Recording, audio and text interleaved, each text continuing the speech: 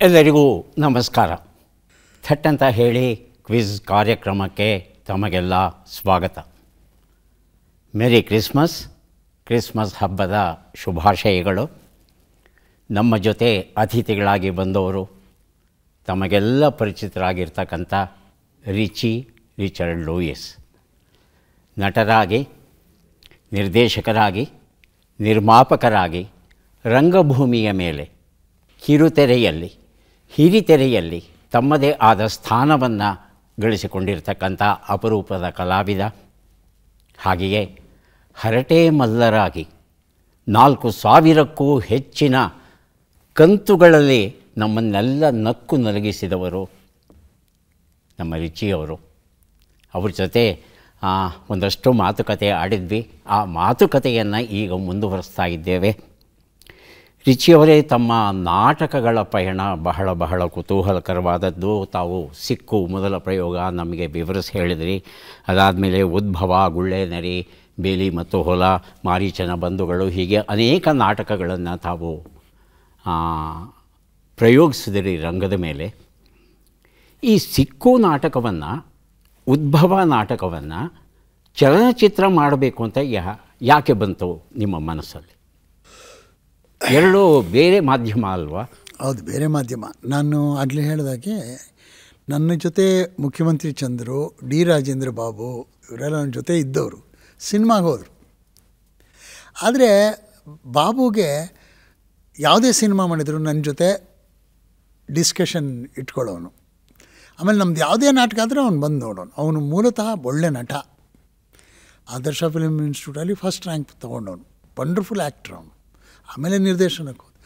So ಅವನು ನಮಗೆ cinema ಮಾಡಬೇಕು, ಅವನು ಏನು ಮಾಡೋನು, ಅವನು ಹೊಸತನದ್ದು ಏನಾರು ಮಾಡಬೇಕು ಯಾವಾಗಲೂ ಯೋಚನೆ ಮಾಡ್ತಾನೋ. ಅವನು ಸಿಕ್ಕು ನಾವು ಸಿನಿಮಾ ಮಾಡಬೇಕು ಅಂತ ಅವನಿಗೆ ಮನಸ್ಸಿತ್ತು. ಬಟ್ ಆ ಥರ ಕಥೆಗಳಿಗೆ ಪ್ರೊಡ್ಯೂಸರ್ ಸಿಗ್ತಾ ಇರಲಿಲ್ಲ. ಕಷ್ಟ ಅದು ಆಗಲಿಲ್ಲ.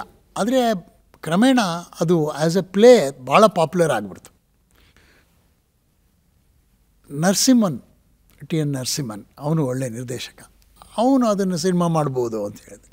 ಒಬ್ಬರು ಕಾಶಿನಾಥ್ ಅಂತ ಒಬ್ಬರು ಸಿಕ್ಕಿದ್ರು, ಮಾಡೋದು ಅಂತ ನಿರ್ಧಾರ ಮಾಡಿದ್ವಿ. ಇಡೀ ತಂಡ ನಾಟಕದವರು ಮೊಟ್ಟ ಮೊದಲನೇ ಸಿನಿಮಾ ಅಂದಾಗ ಭಾಳ ಸುಧೀಂದ್ರ ನಮ್ಮ ಜೊತೆ ಇದ್ದವರಲ್ಲಿ ಶ್ರೀನಿವಾಸ ಮೇಷ್ಟ್ರು ಎಲ್ಲರೂ ಒಂದೇ ತಂಡದವರು. ನಾವೆಲ್ಲ ಹೋದಿ. ಒಂದು ಭಾಳ ದೊಡ್ಡ ಕನಸು, ನಂಬಕ್ಕಾಗದೇ ಇರೋವಂಥ ಕನಸು. ತಾಳುಗುಪ್ಪದಲ್ಲೂ ಇಳಿದು ಅಲ್ಲಿ ಪುರುಷೋತ್ತಮ, ತಾಳುವಾಟದ ಪುರುಷೋತ್ತಮ, ಆಮೇಲೆ ಅವರೆಲ್ಲ ರಂಗಭೂಮಿಯವರು ಇದ್ರಲ್ಲ ಭಾಳಷ್ಟು ಜನ, ಅವ್ರನ್ನೆಲ್ಲ ಕೂಡಿಸಿ ಸಿನಿಮಾ ಮಾಡೋದು ಅಂತ ಎಲ್ಲ ಆಯಿತು. ಕೆ ವಿ ಸುಬ್ಬಣ್ಣ ನನ್ನ ಸಿಕ್ಕೋಲಿ ಆ್ಯಕ್ಟ್ ಮಾಡಿದ್ದಾರೆ. ಅದನ್ನು ದಂಗೆ ಅಂತ ನಾವು ಮಾಡಿದ್ವಿ. ಅದರಲ್ಲಿ ಸುಬ್ಬಣ್ಣ ಆ್ಯಕ್ಟ್ ಮಾಡಿದ್ದಾರೆ. ಅದೆಲ್ಲ ಅಲ್ಲಿ ಹೋಗಿ ಬೆಳಿಗ್ಗೆ ಇಳಿದ್ವಿ ಸರ್. ಇನ್ಫಾರ್ಮೇಷನ್ ಏನು ಬಂತು, ನಮ್ಮ ಪ್ರೊಡ್ಯೂಸರ್ ಹೆಂಡತಿ ಅಡ್ಮಿಟ್ ಆಗಿಬಿಟ್ರು ಸೀರಿಯಸ್ ಆಗಿ ಅಂತ ಹೇಳಿ. And she had expired also. ಇಡೀ ಯೂನಿಟ್ ಹೋಗಿ ಇಳಿದು ಬಿಡ್ತು. ಆದರೆ ಅವರು ವಾಪಸ್ ಹೋಗಬೇಕಾಯ್ತು. ನಾವು ಅಷ್ಟೂ ಜನ ಏನೊಂದು ಕನಸು ಇಟ್ಕೊಂಡಿದ್ವಿ, ನುಚ್ಚುನೂರಾಗೋಯ್ತು. ಎಷ್ಟು ಅನ್ಎಕ್ಸ್ಪೆಕ್ಟೆಡ್ ಅಂದರೆ ಏನು ಮಾಡೋದು ಗೊತ್ತಿಲ್ಲ. ಕ್ಯಾಮ್ರಾ ಇದೆ, ಫಿಲ್ಮ್ ಇದೆ, ಆ್ಯಕ್ಟರ್ಸ್ ಇದ್ದಾರೆ, ಎಲ್ಲವೂ ಪ್ಲ್ಯಾಂಡ್ ಇದೆ. ಮಾಡೋ ಹಾಗಿಲ್ಲ. ಪಾಪ ಅವರು ಪ್ರೊಡ್ಯೂಸರ್ ಹೋದವರು ಅವ್ರು ನಮಗೆ ಕಮ್ಯುನಿಕೇಟ್ ಮಾಡೋಕ್ಕೆ ಆಗಲಿಲ್ಲ. ಅವು ತಾಳ್ಗುಪ್ಪ ಹಾಗೆ ಅದು ಒಂದು ಊರದು. ಫೋನ್ಗಳಿಲ್ಲ. ಒಂದೇ ಬ್ಯಾಂಕ್ ಇದೆ, ಅಲ್ಲಿ ಫೋನ್ ಬರುತ್ತೆ. ಫೋನ್ ಲ್ಯಾಂಡ್ ಫೋನ್ಗಳೇ ಇಲ್ಲ. ಹೋದವ್ರು ಏನು ಅಂತ ಗೊತ್ತಾಗಲೇ ಇಲ್ಲ ನಮಗೆ. ಕೊನೆಗೆ ನಮಗೆ ಮೆಸೇಜ್ ಬಂತು, ಅವರು ಮಾಡೋಕ್ಕಾಗೋದಿಲ್ಲ ಅಂತ. ಸುಮಾರು 40-45 ಜನ ಇರ್ಬೋದು ಯೂನಿಟಲ್ಲಿ. ಅದರಲ್ಲಿ 40 ಜನ ಥಿಯೇಟ್ರ್ನವರೇ. ಏನು ಮಾಡೋದು ಎಲ್ಲ ಕೂತ್ಕೊಂಡು ಯೋಚನೆ ಮಾಡ್ತಾ ಸುಧೀಂದ್ರನ್ ಹೇಳಿದೆ, ನೋಡು ನಮ್ಮ ಅದೃಷ್ಟ ಹೇಗಿದೆ, ಎಲ್ಲ ಬಾಗಿಲ ಹತ್ರ ಬಂದು ಹೊಸಲಲ್ಲಿ ಕಾಲಿಟ್ಟಾಗಿ ಬಾಗಿಲು ಹಾಕ್ಕೊಂಡಂಗೆ ಆಗೋಯ್ತಲ್ಲ ಅದು ಏನು ಮಾಡೋದು ಅಂತ. ಆದರೆ ಒಂದೇನಿತ್ತು, ಎಲ್ಲ ಇದೆ. ಶೂಟಿಂಗ್ ಎಸ್ ಅನ್ಬೇಕು ಯಾರಾದರೂ ಒಬ್ಬರು ಅಷ್ಟೇ. ಇದೆ, ಒಂದಷ್ಟು ದಿವಸ ಶೂಟಿಂಗ್ ಮಾಡೋಕ್ಕೆ ಸಾಧ್ಯ ಇದೆ. ಮುಂದೇನು? ಸೊ ಎಲ್ಲ ಯೋಚನೆ ಮಾಡಿದಾಗ ನನಗೆ ನೋಡು ಸುದ್ದಿ ಹೇಳ್ದ, ನೋಡು ಅವಕಾಶ ಸಿಗತ್ತೆ ಇಂಥ ಕ್ರೈಸಿಸಲ್ಲಿ.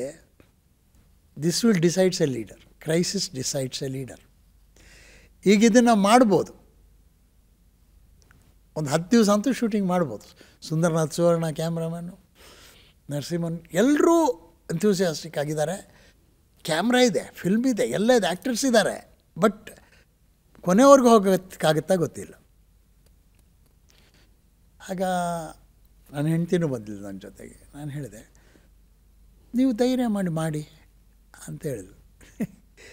ಧೈರ್ಯ ಮಾಡಿ ಹೇಗೆ ಮಾಡೋದು? ಇಲ್ಲ ಬನ್ನಿ ಊರಿಗೆ ಹೋಗಿ ನಾವು ಹೇಗಾದ್ರೆ ಒಂದಷ್ಟು ಅರೇಂಜ್ ಮಾಡೋಣ ಅಂತ ಹೇಳಿದರು. ನನ್ನ ಹೆಂಡ್ತಿ ಮಂಗಳೂರಿನವಳು. ಸರಿ, ನಾನು ಸುದ್ದಿ ಎಲ್ಲರನ್ನೂ ಕೇಳಿದೆ, ಸುವರ್ಣನ ಕೇಳಿದೆ, ನರಸಿಂಹನ್ ಕೇಳಿದೆ, ನೀವು ಶುರು ಮಾಡಿಬಿಡಿ, ನಾನು ಹೋಗಿ ವ್ಯವಸ್ಥೆ ಮಾಡ್ಕೊಂಡು ಬರ್ತೀನಿ,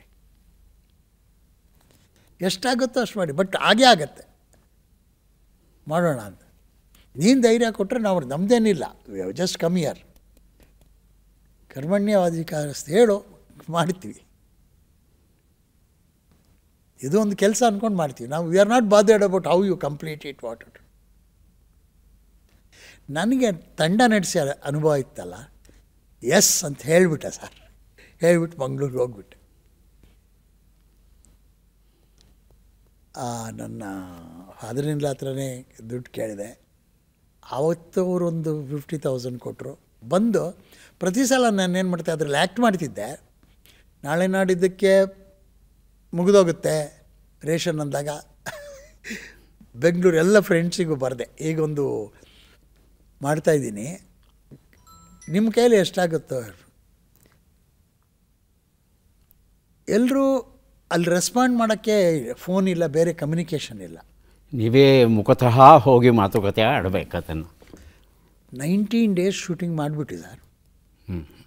20th day we had nothing. ಅಂದರೆ ನಾಳೆಗೆ ಅಕ್ಕಿ ಇಲ್ಲ, ತರಕಾರಿ ಇಲ್ಲ, ಮಿಕ್ಕಿದೆಲ್ಲ ಇತ್ತು. ಫಿಲ್ಮ್ ಇತ್ತು, ಕ್ಯಾಮ್ರಾ ಇತ್ತು, ಕಸುವಿತ್ತು, ಮಾಡಬೇಕು ಅನ್ನೋ ಹಠ, ಹುಮ್ಮಸ್ಸಿತ್ತು. ಏನು ಮಾಡ. ಆದರೆ ಆ ಪುರುಷೋತ್ತಮ ಇವರೆಲ್ಲ ತುಂಬ ಸಪೋರ್ಟ್ ಮಾಡೋರು. ಒಂದು ದಿವಸ ಇನ್ನು ಮುಗಿದೋಗುತ್ತಿದ್ದು ನಾಳೆಗೆ, ನನ್ನೊಬ್ಬನಿಗೆ ಮಾತ್ರ ಗೊತ್ತದು, ಯಾರ ಜೊತೆ ಹಂಚ್ಕೊಳ್ಳೋಂಗಿಲ್ಲ. ಯಾಕಂದರೆ ಎಲ್ಲರೂ ಎಂಥೂಸಿಯಾಸಮ್ ಆ್ಯಕ್ಟ್ ಮಾಡ್ತಾಯಿದ್ದಾರೆ, ಪ್ರೊಡಕ್ಷನ್ ನಡೀತಾ ಇದೆ, ಯಾರಿಗೂ ಇದು ಗೊತ್ತಿಲ್ಲ, ನಾಳೆ ಏನಾಗುತ್ತೆ ಅನ್ನೋದು ಗೊತ್ತಿಲ್ಲ. ಸರಿ, ನಡ್ಕೊಂಡು ಹೋಗ್ತಿದ್ದೆ. ಅಲ್ಲಿ ಬ್ಯಾಂಕ್ ಇತ್ತು, ಒಂದು ಕೆನರಾ ಬ್ಯಾಂಕ್ ಅಂತ ಕಾಣುತ್ತೆ. ಅವನು ಯಾರೋ ಬಂದು, ನಿಮ್ಮಲ್ಲಿ ರಿಚರ್ಡ್ ಲೂಯಿಸ್ ಯಾರು ಅಂತ ಕೇಳಿದರು. ನಾನೇ ಅಂತ, ಮ್ಯಾನೇಜರ್ ನಿಮ್ಮನ್ನು ಹುಡುಕ್ತಾ ಇದ್ದಾರೆ, ನೀವು 2-3 ದಿವಸದಿಂದ ಪತ್ತೆ ಇಲ್ಲ, ನೀವು ಊರಿಗೆ ಬಂದಿದ್ದು ಹೇಳೋದು ಬೇಡವಾ ಮ್ಯಾನೇಜರ್ಗೆ ಅಂತ. ಸಿಕ್ಕು ನಾಟಕದ ಪಾತ್ರದ ಥರನೇ ಅವನೊಂದು ಪಾತ್ರ. ಅವನ ಮಾತು ಹಾಗೆ, ನೀವು ಇಲ್ಲಿ ಬಂದದ್ದು ಹೇಳಬೇಕಲ್ಲ ಮ್ಯಾನೇಜರ್ಗೆ. ಇದೆಂಥದ್ದೇ ಹೊಸ ಊರಿಗೆ ಬಂದರೆ ಬ್ಯಾಂಕ್ ಮ್ಯಾನೇಜರ್ಗೆ ಹೋಗಿ ಬಂದಿದ್ದೀವಿ ಸರ್ ನಿಮಗೆ ಅಂತ ಹೇಳ್ಬೇಕು. ಆ ಸ್ಥಿತಿ ಬಂತ ದೇಶಕ್ಕೆ ಅನ್ನೋ ಥರ. ನಾನು ಇಲ್ಲ ಬನ್ನಿ ಅವರು ನಿಮ್ಮನ್ನು ನೋಡಬೇಕಂತ ಹೋಗಿ ನೋಡಿದೆ. ಅವರು ಅಷ್ಟೇ, ರಿಚರ್ಡ್ ಲೂಯಿಸ್ ನೀವು, ಅವರು ಮಂಗಳೂರಿನವರು. ಅಲ್ಲ ಮಾರಾಯರೆ, ನೀವು ಇಲ್ಲಿ ಬಂದದ್ದು ನಮಗೆ ಹೇಳೋದು ಬೇಡವಾ? ಇದೇನೇ ಇದು, ಇವನಿಗೆ ಯಾಕೆ ಹೇಳು. ನಾನು ಒಂದು ಆಸೆ ಏನು ಸಾಲಾಗಿಲ್ಲ ಕೊಡ್ತಾನೇನೋ ಅಂತ, ಬಟ್ ಗದರ್ತಾ ಇದ್ದಾನೆ ಇವನು. ನೀವು ಇಲ್ಲಿರೋದು ಬರೋದು ಗೊತ್ತಿಲ್ಲ ನಮಗೆ, ನಿಮ್ಮ ಹೆಸರಿಗೆ ಇಲ್ಲಿ ಎಲ್ಲ ಕಾಗದ ಬರುತ್ತಾ ಉಂಟು, ಮ್ಯಾನೇಜರ್ ಕೆನರಾ ಬ್ಯಾಂಕ್ ಅಂತ. ನೀವು ಯಾರು ನನಗೆ ಗೊತ್ತಿಲ್ಲ, ನನಗೇನೂ ಗೊತ್ತಿಲ್ಲ. ಆಯಿತು ಸರ್, ಏನು ಹೇಳಿ ತಗೊಳ್ಳಿ ಅಂತ ಒಂದು 14 ಲೆಟರ್ಸ್ ಕೊಟ್ಟರು. 14 DDಗಳನ್ನು ನನ್ನ ಫ್ರೆಂಡ್ಸ್ ಕಳಿಸಿದರು.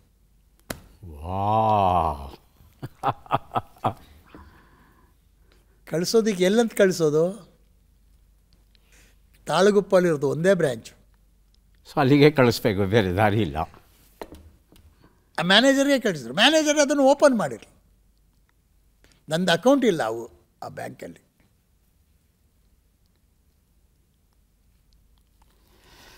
ಕಲಿಯುಗದಲ್ಲೂ ಪವಾಡಗಳು ನಡೆಯುತ್ತೆ ನೋಡಿ, ಅನ್ನೋದಕ್ಕೆ ಒಂದು ನಡೆಯುತ್ತೆ. ಪುರಾವೆ. ಆ ಆ ಕಳಿಸಿದ ಡಿ ಡಿಗಳು ಎಷ್ಟು ದುಡ್ಡಿತ್ತು ಅಂತಂದರೆ ಇನ್ನೂ 1 ತಿಂಗಳು ಶೂಟಿಂಗ್ ಮಾಡೋಷ್ಟು ದುಡ್ಡಿತ್ತು ಅದ್ರಲ್ಲಿ ನಮ್ಮಲ್ಲಿ. ಮುಗಿಸ್ಕೊಂಡು ಬಂದ್ವಿ. ಅದ್ಭುತವಾದದ್ದು. ರಿಚಿ, ಹೀಗೆ ಮಾತಾಡ್ತಾ ಹೋದರೆ ನೆನಪುಗಳ ಸರಮಾಲೆ ಬರ್ತಾನೇ ಇರುತ್ತೆ. ತಾವು ರಂಗಭೂಮಿಯಿಂದ ಹಿರಿತೆರೆಗೆ ಬಂದದ್ದನ್ನು ವಿವರಿಸಿದ್ರಿ. ಕಿರುತೆರೆಗೆ ಹೇಗೆ ಬಂದ್ರಿ? ಕಿರುತೆರೆಗೆ ದೂರದರ್ಶನನೇ ಕಾರಣ. ದೂರದರ್ಶನ ಹೇಗೆ ಪ್ರವೇಶವಾಯಿತು? ದೂರದರ್ಶನ ಸತೀಶ್ ಅಂತ ಒಬ್ಬರು ಪ್ರೊಡ್ಯೂಸರ್ ಇದ್ದರು, ಎಂಪ್ಲಾಯಿ, ಮಹಾಲೆ. ಅವರಿಬ್ಬರು ಆ ಬ್ಲ್ಯಾಕ್ ಆ್ಯಂಡ್ ವೈಟ್ ಪೀರಿಯಡಲ್ಲಿ ಗುಲ್ಬರ್ಗಾ ಡಿವಿಷನ್ ಇದಾಗ್ತಲ್ಲ, ಆಗ ಶೂಟಿಂಗ್ ಹೈದರಾಬಾದಲ್ಲಿ ಆಗೋದು. ಅವ್ರು ಬಂದು ಸಿಕ್ಕು ನಾಟಕ ನೋಡಿದರು. ಅವ್ರು ನಮ್ಮನ್ನು ಕರ್ಕೊಂಡೋಗಿ ಹೈದರಾಬಾದಿಗೆ ಅವರ ರೂಮಲ್ಲೇ ನಮಗೆ ಇರ್ಲಿಕ್ಕೆ ಜಾಗ ಕೊಟ್ಟು ಅಲ್ಲಿ ಶೂಟ್ ಮಾಡಿ ಸಿಕ್ಕು ದೂರದರ್ಶನಲ್ಲಿ ಬಂದುಬಿಡ್ತು. ದೂರದರ್ಶನಲ್ಲಿ ಯಾವಾಗ ಸಿಕ್ಕು ಬಂತು, ರಸ್ತೆಯಲ್ಲಿ ಓಡಾಡೋದು ಕಷ್ಟ ಆಗೋಯ್ತು. ಬೇರೆ ಚಾನೆಲ್ಗಳಿರಲಿಲ್ಲ, ಹೆಚ್ಚು ಬೇರೆ ಚಾನೆಲ್ಗಳೇ ಇರಲಿಲ್ಲ. ಹೌದು.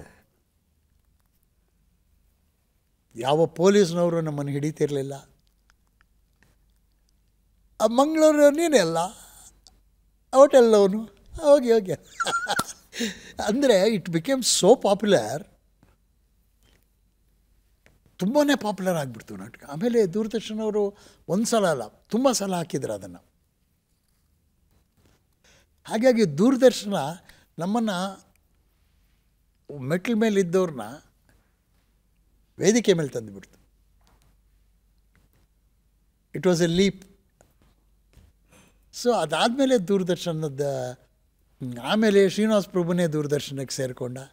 ನಮ್ಮ ತಂಡದಲ್ಲಿದ್ದವರು ಇನ್ನೂ ಉಮೇಶ್ ಅವರು ಇವರೆಲ್ಲ ಸೇರಿಕೊಂಡ್ರು. ಆಮೇಲೆ ದೂರದರ್ಶನದಲ್ಲಿ ಶೋಗಳು ಮಾಡ್ತಿದ್ವಿ. ಎಷ್ಟು ಪ್ರಯೋಗ ಮಾಡಿದ್ರಿ ದೂರದರ್ಶನಲ್ಲಿ? ನೆನಪಿಲ್ಲ. ಸಾಕಷ್ಟು ಅಷ್ಟೊಂದು ಮಾಡಿದ್ದೀರಾ? ಅದು ಖಂಡಿತ. ನೆನಪು ಇಲ್ಲದೆ ಇರೋಷ್ಟು ನಾಟಕಗಳು. ನೆನಪು ಇಲ್ಲದೆ ಇರೋಷ್ಟು ಮಾಡಿ ನೋಡಿ. ಒಂದಂತೂ ಮಾಡಿದ್ವಿ, ಒಬ್ಬ ಭಾಳ, ನಾನು ಹೇಳ್ತೀನಿ ನೋಡಿ, ಭಾಳ ಫ್ಯೂಚರ್ ಥಿಂಕಿಂಗ್ ಇರೋವಂಥ ನಾಟಕಗಳು ಮಾಡೋರು ಅವರು ದೂರದರ್ಶನ. ಒಂದು ನಾಟಕ, ಒಬ್ಬ ಮನಿ ಲೆಂಡರ್, ಒಬ್ಬ ಅವನು ಕೂಲಿ ತಗೊಂಡು ಮನೆಗೆ ಹೋಗಬೇಕು ಅಂದಾಗ ಅವನು ಹಿಂದೆ ಬೀಳ್ತಾನೆ. ಅವನನ್ನು ತಪ್ಪಿಸ್ಕೊಂಡು ಆ ಕೂಲಿಯವನು ಮನೆಗೆ ಹೋಗಬೇಕು, ಆದರೆ ಅವನು ಬಿಡೋದಿಲ್ಲ. ಅದೊಂದು ನಾಟಕ ಮಾಡಿದರು. ಎಷ್ಟು ಇಂಪ್ಯಾಕ್ಟ್ ಮಾಡಿತು ಅಂತಂದರೆ ಅದು, ಆ ನಾಟಕ ತುಂಬ ಸಲ ಹಾಕಿದರು. ಬಟ್ ಅನ್ಫಾರ್ಚುನೇಟ್ಲಿ ಆ ಮನಿ ಲೆಂಡರು ಒಬ್ಬ ಸಾಬಿಯ ವೇಷ ಹಾಕಿದರು. ಹಾಗಾಗಿ ಅದನ್ನು ನಿಲ್ಲಿಸಬೇಕಾಯ್ತು. ಯಾಕಂದರೆ ಮುಸಲ್ಮಾನರು ಬಡ್ಡಿಗೆ ದುಡ್ಡು ಕೊಡೋದಿಲ್ಲ. ಹೌದು. ನನಗೂ ಅದು ಗೊತ್ತಿರಲಿಲ್ಲ.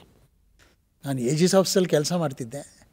ಭಾಳ ಆಶ್ಚರ್ಯದ ವಿಷಯ ಅಂದರೆ ನಮ್ಮಲ್ಲಿ PF ಇಡೀ ಲೈಫ್ PF ಹಾಕಿರ್ತಾರಲ್ಲ, ಆದರೆ ಅಷ್ಟು ಇಂಟ್ರೆಸ್ಟ್ನ ಸರ್ಕಾರಕ್ಕೆ ಬಿಟ್ಬಿಡ್ತಾರೆ ಮುಸ್ಲಿಮ್ಸ್ ಇವತ್ತಿಗೂ. ಓಹೋ, ಇದು ನನಗೆ ಗೊತ್ತಿಲ್ಲದೆ ಇರುವಂಥ ವಿಷಯ. ರಿಚಿ, ತಮಗೆ it will be in lakhs. It will be in lakhs. They will not take. ತಾವು ಸಂಭಾಷಣೆ, ಸಾಹಿತ್ಯ ಇವುಗಳನ್ನೆಲ್ಲ ರಚಿಸ್ತಿರಲ್ಲ, ಈ ಬರಹದ ಕಡೆಗೆ ಹೇಗೆ ಆಕರ್ಷಣೆ ಬರುತ್ತೆ? ಬರಹ ಅಂದರೆ ನಾವು ನಾಟಕನೇ ನಮ್ಮ ಯೂನಿವರ್ಸಿಟಿ. ನಟನಾಗಿ ನೀವು ಪಾತ್ರ ಮಾಡ್ತಾ ಡೈಲಾಗ್ ಮರೆತಾಗ ನೀವೇ ಡೈಲಾಗ್ ಬರ್ಕೋತೀರಿ. ಹೌದು. ಹಾಗಾಗಿ ನಾಟಕದ ರೂಪದಲ್ಲಿ ಯಾವುದನ್ನೋ ಹೇಳೋದು ಸ್ವಾಭಾವಿಕವಾಗಿ ಬಂದ್ಬಿಟ್ಟಿತ್ತು ನಮಗೆ. ಅಕಸ್ಮಾತ್ ಡೈಲಾಗ್ ಇಲ್ಲ ಅಲ್ಲಿ ಅಂತಂದರೆ ನಾವೇ ಬರ್ಕೊಳ್ತಿದ್ವಿ. ನಾಟಕದಲ್ಲಿ ಹಾಡಿಲ್ಲ ಅಂದರೆ ನಾವೇ ಬರ್ಕೊಳ್ತಿದ್ವಿ. ಬಾಬುಗೆ ನನ್ನ ಹತ್ರ ಬರೆಸ್ಬೇಕು ಅಂತ ಭಾಳ ಇಷ್ಟ ಆಯಿತು ಅವನಿಗೆ. ಯಾಕಂದರೆ ಅವನ ಚಿಂತನೆ ಥರ ರೈಟರ್ಸ್ ಬರೀತಿರಲಿಲ್ಲ. ಹಾಗಾಗಿ ಅವನು ನನ್ನನ್ನು ತುಂಬ ಎನ್ಕರೇಜ್ ಮಾಡ್ದ. ಕುರಿದೊಡ್ಡಿ ಕುರುಕ್ಷೇತ್ರ ಅಂತ ಒಂದು ನಾಟಕ, ಬೆಸ್ಕರಳ್ಳಿ ರಾಮಣ್ಣವರ ನಾಟಕ, ಅದನ್ನು ಸ್ಕ್ರೀನ್ ಪ್ಲೇ ಬರೆದೆ. ಅದಕ್ಕೆ ಅವಾರ್ಡು ಬಂದುಬಿಡ್ತು. ಸೊ ಹೀಗಾಗಿ ಸಾಹಿತ್ಯ ಅನ್ನೋದು ಒಂದು ಬೇರೆ ಥರದ ಬೇರೆ ಲೆವೆಲಿನ ಥಿಂಕಿಂಗ್ ಅನ್ನೋದು ನಮಗೆ ಬರಲೇ ಇಲ್ಲ. ಸ್ವಾಭಾವಿಕವಾಗಿ ಮಾತಾಡೋದೇ ಸಾಹಿತ್ಯ.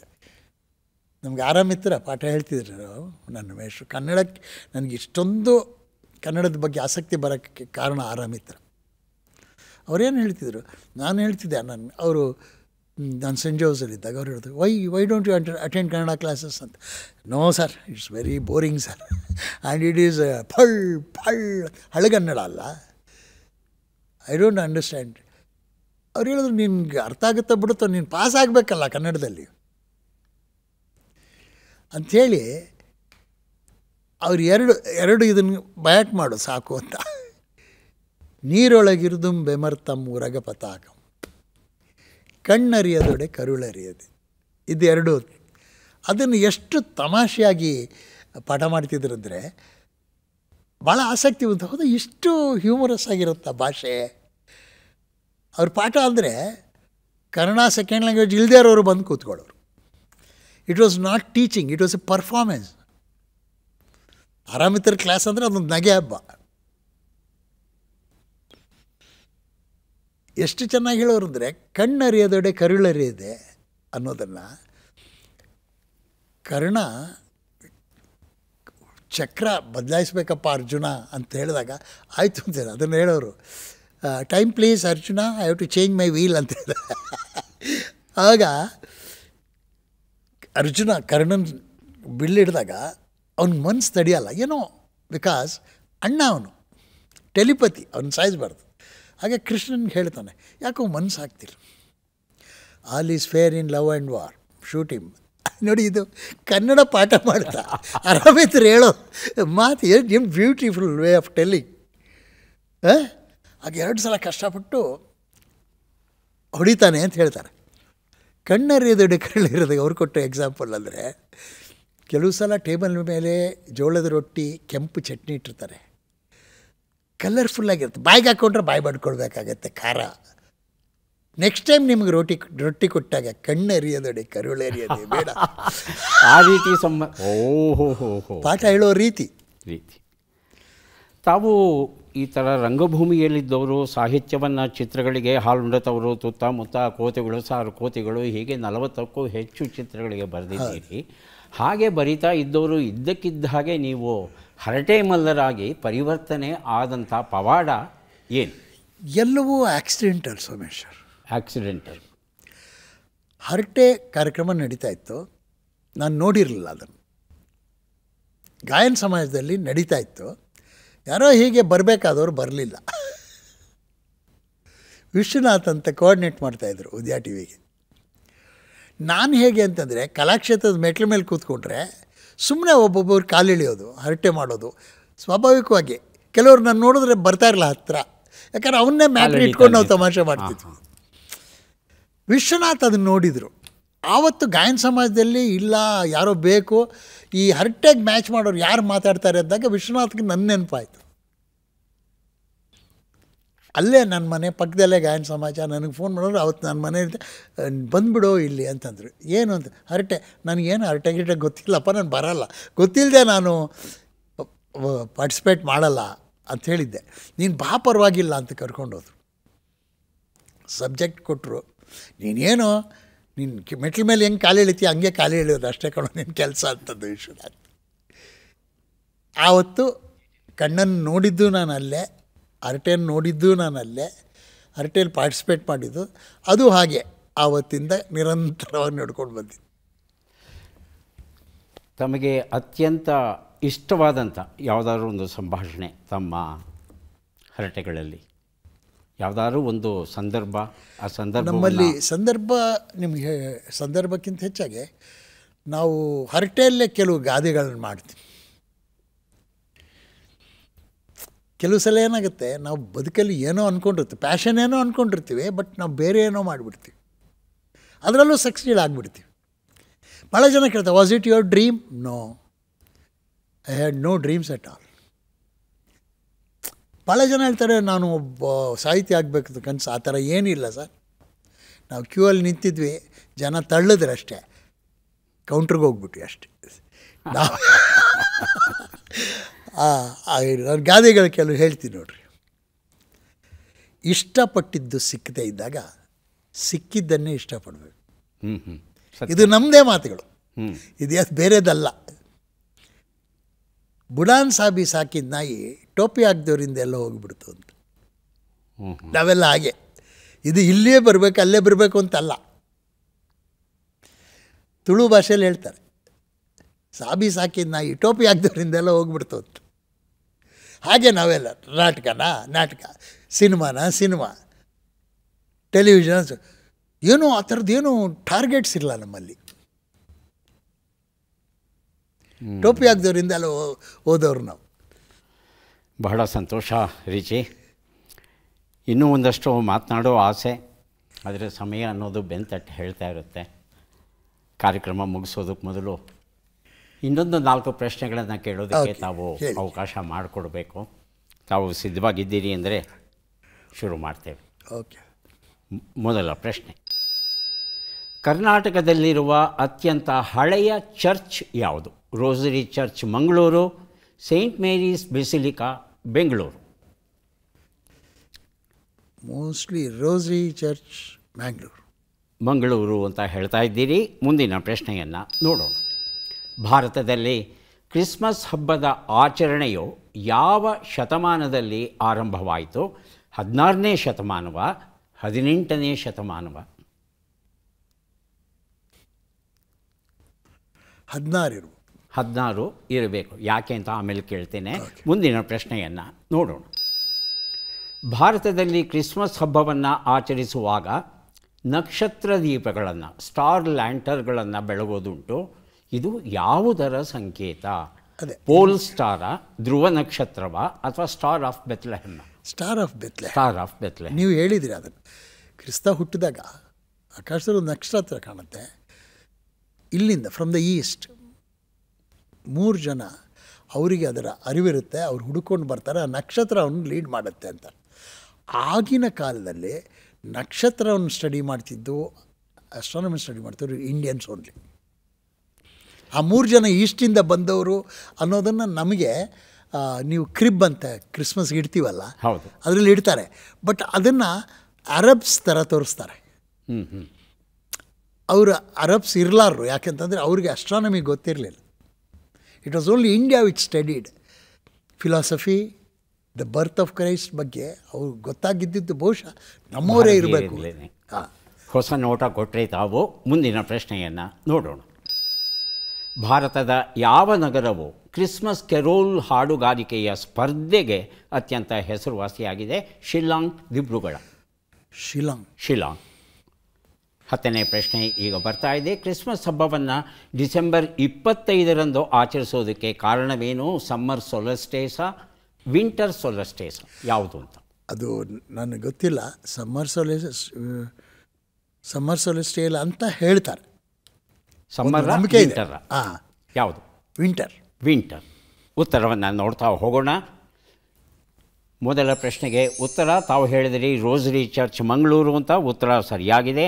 1568ರಲ್ಲಿ ಬೋಳಾರ ಅಂತ ಒಂದು ಸ್ಥಳ, ಅದು ನೇತ್ರಾವತಿ ನದಿಯ ದಡದ ಮೇಲಿದೆ. ಅಲ್ಲಿ ಮೊದಲ ಚರ್ಚು ಆರಂಭವಾಗುತ್ತಂತೆ. ಇದನ್ನು ಪೋರ್ಚುಗೀಸ್ ಮಿಷನರಿಗಳು ಆರಂಭಿಸ್ತಾರೆ. ಅದಾದ ಮೇಲೆ 2ನೇ ಚರ್ಚು ಆ ಪ್ರದೇಶದಲ್ಲಿ ಆರಂಭ ಆಗೋದು. ಮಿಲಾಗ್ರೆಸ್ ಚರ್ಚ್ ಅಂತ ಹೇಳ್ತಾರೆ. ಮತ್ತೊಂದು ಆಯ್ಕೆಯಲ್ಲಿ ಸೇಂಟ್ ಮೇರೀಸ್ ಚರ್ಚ್ ಅಂತ ಹೇಳಿದ್ನಲ್ಲ, ಬೆಂಗಳೂರಲ್ಲಿರೋದು. ಅದು ತೀರಾ ಇತ್ತೀಚೆಗೆ 1882ರಲ್ಲಿ ಅದು ಆರಂಭವಾಗುತ್ತೆ. ಮುಂದಿನ ಪ್ರಶ್ನೆಗೆ ಉತ್ತರವನ್ನು ನೋಡೋಣ. 16ನೇ ಶತಮಾನ ಅನುಮಾನವೇ ಇಲ್ಲ, ಯಾಕಂದರೆ ಪೋರ್ಚುಗೀಸರು ಬಂದ ಮೇಲೆ ಈ ಕ್ರಿಸ್ಮಸ್ ಹಬ್ಬ ಇತ್ಯಾದಿಗಳ ಆಚರಣೆ ಎಲ್ಲ ಬಹಳ ಬಹಳ ಪ್ರಸಿದ್ಧಿಗೆ ಬಂದದ್ದು. ಮುಂದಿನ ಪ್ರಶ್ನೆಗೆ ನೋಡೋಣ. ಸ್ಟಾರ್ ಆಫ್ ಬೆತ್ಲೆಹೆಮ್ ತಾವೇ ವಿವರಣೆಯನ್ನು ಕೊಟ್ಟಿದ್ದೀರಿ. ಬಹಳ ಕುತೂಹಲಕರವಾದ ಒಳನೋಟ.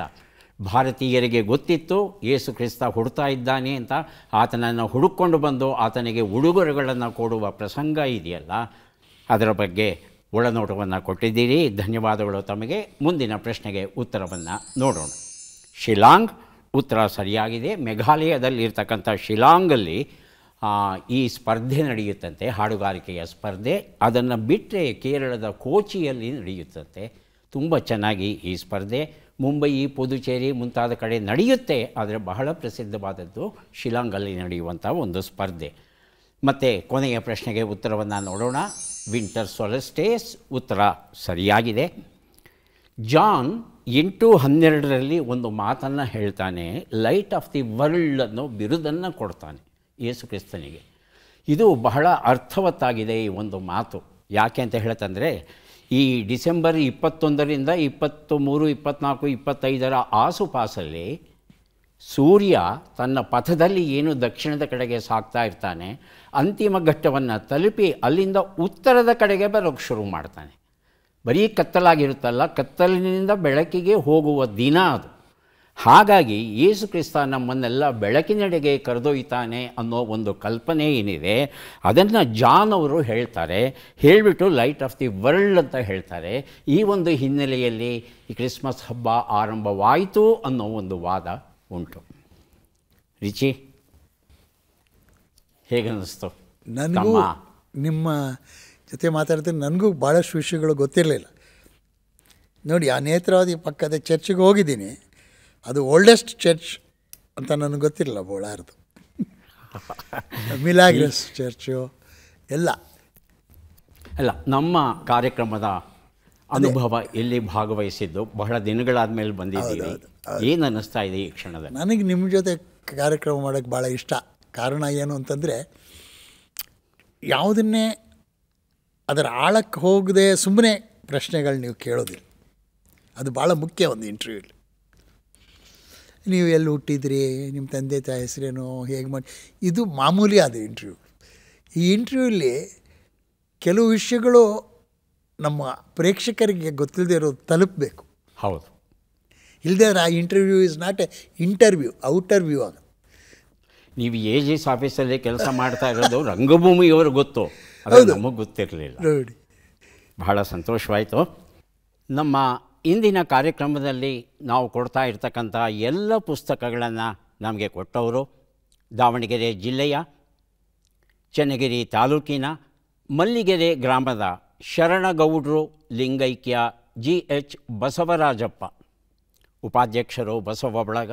ಇವರಿಗೆ ಕೃತಜ್ಞತೆಗಳನ್ನು ಸಲ್ಲಿಸ್ತಾ ಇದ್ದೇವೆ. ರಿಚಿ, ಕಾಲ ಮತ್ತೆ ಮತ್ತೆ ಬೆಂತಟ್ಟು ಹೇಳ್ತಾ ಇದೆ. ಆದರೆ ಒಂದು ಒಳ್ಳೆಯ ಕೆಲಸ ಮಾಡಬೇಕಾಗಿದೆ. ಪುಸ್ತಕಗಳನ್ನು ನಿಮಗೆ ಕೊಡುವಂಥ ಶುಭ ಕೆಲಸ. ದಯವಿಟ್ಟು ಪುಸ್ತಕಗಳನ್ನು ಸ್ವೀಕರಿಸಿ. ಭಾಗವಹಿಸಿದ್ದಕ್ಕೆ ಬಹಳ ಬಹಳ ಬಹಳ ಸಂತೋಷಗಳು, ಧನ್ಯವಾದಗಳು. ಹಾಗೆಯೇ ನಮ್ಮ ವೀಕ್ಷಕರಿಗೆ ಮತ್ತೊಮ್ಮೆ ಕ್ರಿಸ್ಮಸ್ ಹಬ್ಬದ ಶುಭಾಶಯಗಳನ್ನು ಹೇಳಿಬಿಡೋಣ. ಮೊದಲು ತಾವು. ಎಲ್ಲರಿಗೂ ನನ್ನ ಪ್ರಿಯ ಪ್ರೇಕ್ಷಕರು, ಯಾಕಂದರೆ ನಿಮ್ಮೆಲ್ಲರ ಋಣ ಇದೆ ನನಗೆ. ನಾನು ಇವತ್ತು ಇಲ್ಲಿಗೆ ತಂದಿರೋದೆಲ್ಲ ನಿಮ್ಮ ಪ್ರೀತಿ. ನಿಮಗೆಲ್ಲರಿಗೂ ಕ್ರಿಸ್ಮಸ್ ಶುಭಾಶಯಗಳು. ನಾನು ಈಗ ಚಾಮರಾಜಪೇಟೆ ಮನೆಯಲ್ಲಿ ಇಲ್ಲ, ಈ ಕಡೆ ಬಂದಿದ್ದು BL. ಸೊ ನನ್ನ ಮನೆಗೆ ಪ್ರತಿ ವರ್ಷ ಬರ್ತಿದ್ದ ಎಲ್ಲ ಕಲಾವಿದರು, ಸ್ನೇಹಿತರು ಅಲ್ಲಿಗೆ ಬನ್ನಿ. ಕೇಕ್ ಅಂತೂ ರೆಡಿ ಇರುತ್ತೆ, ವೈನು ರೆಡಿ ಇರುತ್ತೆ. ಮತ್ತೊಮ್ಮೆ ನಿಮಗೆಲ್ಲರಿಗೂ ಕ್ರಿಸ್ಮಸ್ ಹಬ್ಬದ ಶುಭಾಶಯಗಳು. Merry Christmas. ಕ್ರಿಸ್ಮಸ್ ಹಬ್ಬದ ಶುಭಾಶಯಗಳು. ಮತ್ತೆ ಭೇಟಿಯಾಗೋಣ. ನಮಸ್ಕಾರ.